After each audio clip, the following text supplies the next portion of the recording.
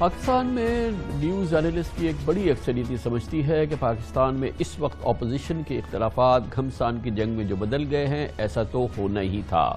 P D M کی پارلیمانی جماعتیں دو دھڑوں میں بٹ چکی ہیں۔ ایک دھڑا مسلم لیگ نون اور جے یو آئی ایف کی زیر قیادت ہے، جبکہ دوسرا دھڑا پیپلز پارٹی اور عوامی نیشنل پارٹی پر مشتمل ہے۔ سینٹ الیکشن کے بعد آج ایوان بالا کے پہلا اجلاس میں پی ڈی ایم کی اندرونی کھینچا تانی نمایاں تھی۔ سینٹ کی تاریخ میں شاید آج پہلی بار اپوزیشن کے دو علیحدہ اجلاس ہوئے۔ ایک اجلاس اپوزیشن لیڈر یوسف رضا گیلانی کی قیادت میں ہوا، دوسرا اجلاس مسلم لیگ نون کے اعظم نذیر تارڑ کی سربراہی میں۔ ایک اجلاس میں پیپلز پارٹی اور اے این پی کے سینیٹر شریک تھے اور دوسرے اجلاس میں مسلم لیگ نون، جے یو آئی، پشتونخوا بندی عوامی پارٹی، نیشنل پارٹی اور بی این پی کے سینیٹرز تھے۔ ایوان میں یوسف رضا گیلانی کے خطاب کے بعد اعظم نذیر تارڑ نے خطاب کیا اور چیئرمین سینٹ صادق سنجرانی سے اپنے حمایہ یافتہ سینیٹرز کے لیے علیحدہ اپوزیشن بینچز کا مطالبہ کیا۔ اعظم نذیر تارڑ نے سینیٹر دلاور خان گروپ کو تحفے کے سینیٹرز کہا، جس کے بعد سینٹ میں شور شرابہ شروع ہو گیا۔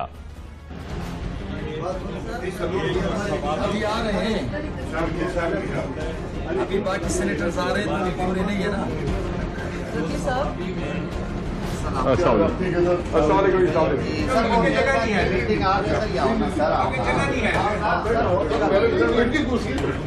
سے پیغام آ رہا تھا کہ انہوں نے لیڈر آف ہاؤس سے میٹنگ کر لی۔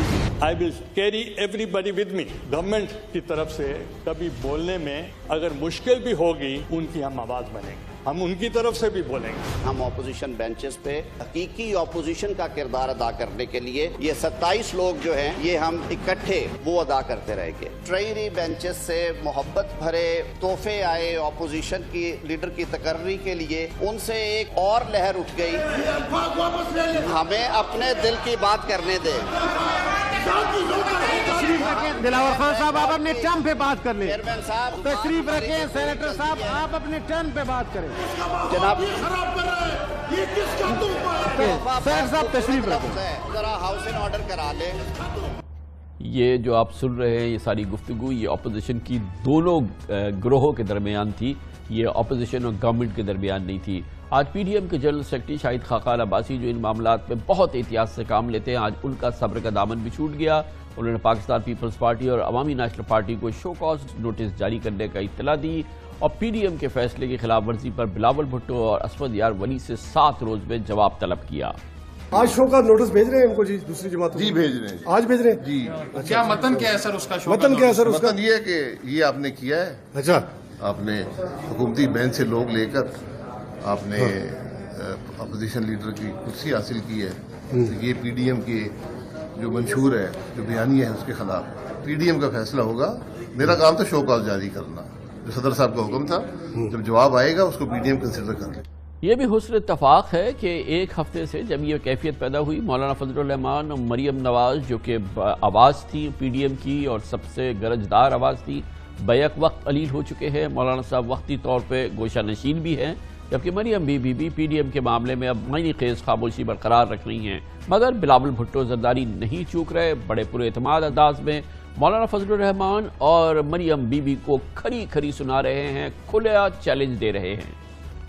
یوسف رضا گیلانی کی جو کامیابی ہے، جتنا وہ عمران خان صاحب کو ہضم نہیں ہوا، ویسے وہ ہمارا کچھ نون لیگ کے دوستوں کو ہضم نہیں ہوا۔ ہر وقت ہر موقع پہ آر یا پار کے سیاست نہیں چلتا۔ آپ کو بڑا سنجیدگی کے ساتھ اور ٹھنڈا دل کے ساتھ فیصلے لینے چاہیے، ایک حوصلہ کے ساتھ، کول ٹیمپرمنٹ کے ساتھ وہ اپنا سیاست کرے۔ چھوٹے چھوٹے جیلسیز کی وجہ سے اتنا بڑا مقصد جس کے لیے ہم اکٹھے ہوئے ہیں اس کو نقصان نہیں پہنچانا چاہیے۔ مولانا صاحب پاکستان ڈیموکریٹک موومنٹ کا صدر ہے اور ہم امید رکھتے ہیں وہ کسی ایک سائیڈ نہیں لے گا، اور اگر پاکستان پیپلز پارٹی یہ برداشت کر سکتا ہے کہ ہمارا اتحادیوں میں سے لڑکانہ میں گھس کے اسٹیبلشمنٹ کے ساتھ مل کے بائی الیکشن میں پیپلز پارٹی کے ساتھ مخالفت کر سکتے ہیں، مگر اس کے باوجود پیپلز پارٹی پھر بھی آزادی مارچ کے ساتھ دیتا ہے، پیپلز پارٹی پھر جے یو آئی کو پی ڈی ایم کا سربراہ مانتا ہے، تو میں نہیں سمجھتا ہوں کہ مولانا صاحب ہم سے ناراض ہو سکتا ہے۔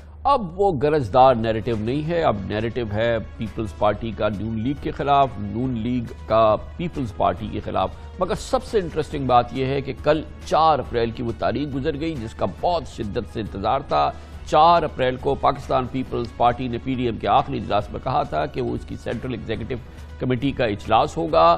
ہمارا اس وقت بھی کہنا یہ تھا اور ہم نے اس پروگرام میں بھی کہا کہ اس 4 اپریل کو کچھ نہیں ہونا، اور ہوا بھی یہی، اجلاس تک نہیں ہوا، اور اس کا انتظار کہ اس کے فیصلے کیا ہوں گے۔ شاید خاقان عباسی، مریم نواز شریف، فضل الرحمان صاحب کو اس کا انتظار ہو، لیکن اس اجلاس کے بعد مولانا فضل الرحمان، آصف زرداری اور مریم نواز کے اجتماعی استعفوں کا فیصلہ آنا تھا، جو کہ نہ آنا تھا نہ آیا، اور پہلے کی طرح سے پی ڈی ایم کسی بھی مشترکہ فیصلے پر نہ پہلے عمل درآمد ہوا اور نہ اب ہوا۔ البتہ ہر فیصلے کے بعد اپوزیشن لیڈرشپ نے ایک دوسرے کو بے نقاب کیا، اور یہ سلسلہ کافی دنوں سے جاری ہے۔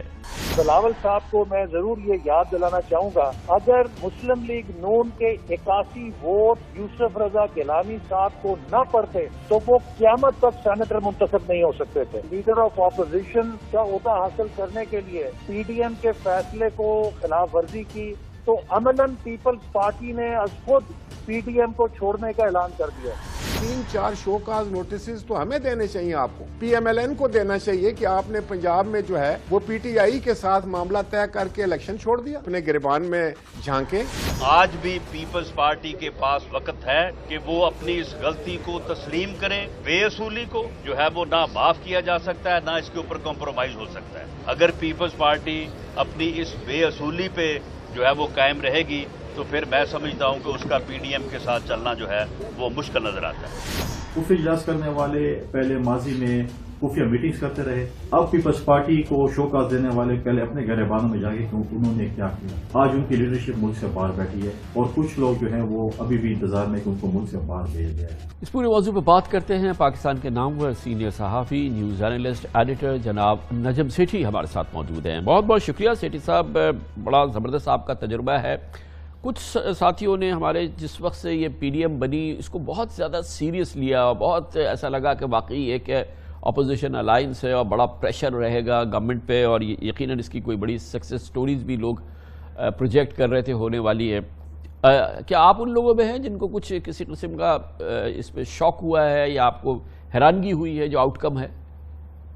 السلام علیکم کامران۔ نہیں، بالکل نہیں۔ اس کی وجہ یہ ہے کہ ایک ایسا سٹیج آنی تھی جہاں راستے جدا ہو جانے تھے، مگر اس سٹیج تک آنے کے لیے جو یکجہتی کا اظہار کیا وہ ایک ٹیکٹیکلی اچھا رہا ان کے لیے، سب کے لیے، کیونکہ گورنمنٹ ڈیفینیٹلی بیک فٹ پہ چلی گئی۔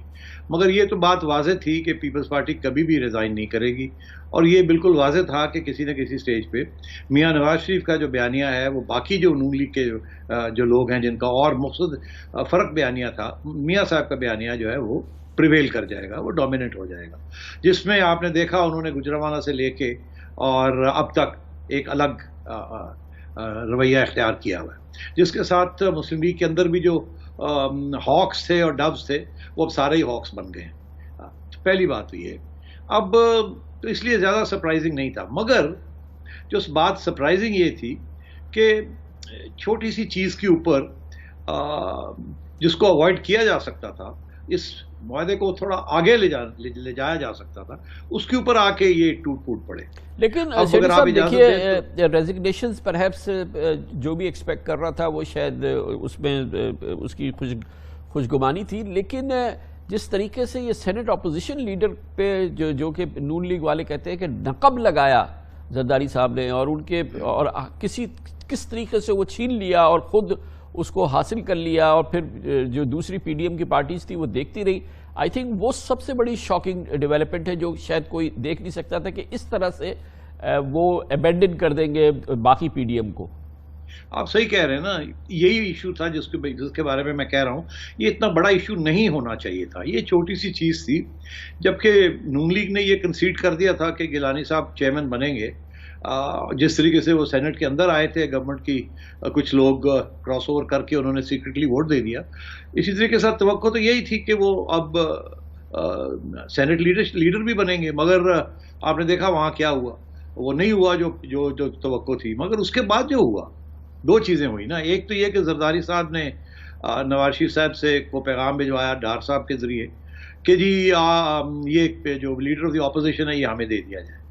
اچھا اب جو انہوں نے جو ایک ریزن دیا ہے وہ کہتے ہیں جی تارڑ صاحب جو ہیں وہ منظور نہیں ہیں کیونکہ ان کا وہ ایک ایسے لوگوں کو ڈیفینڈ کر رہے ہیں عدالت کے اندر جو کہ جن کے اوپر الزام ہے کہ بے نظیر کے جو قتل کے اندر ملوث تھے.